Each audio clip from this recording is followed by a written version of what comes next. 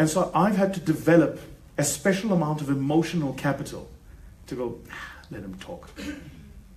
It'll end.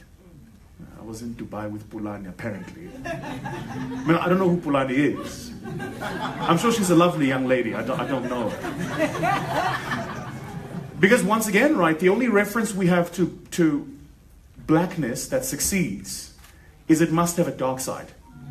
So if Vusi's 32, married for a decade with 3 kids, and travels and then sells out a show in Dubai, that's not the story we're going to tell.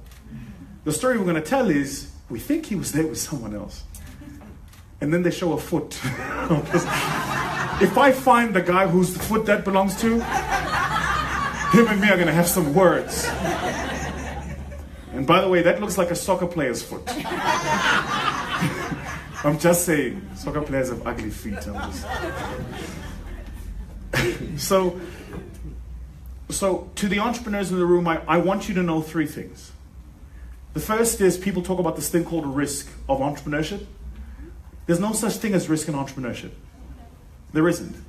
Only the eventuality of failure. Failure is not a risk. It is an eventuality. It's going to happen. So don't get into the journey, get into the process, and go, what happens if? The real question becomes, what happens when? Because it will happen. You will fail. Take a prized possession and you will probably lose it. Take the number of friends you have, divide them by 10. The number that remains, take 10% of that. Wow.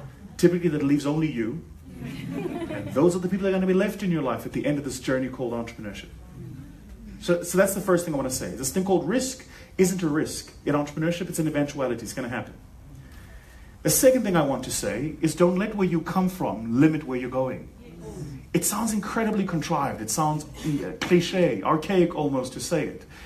But, you know, there's a reason cliched sayings are cliched. It's because in the main they're true. Where we come from is just that. It's where we come from.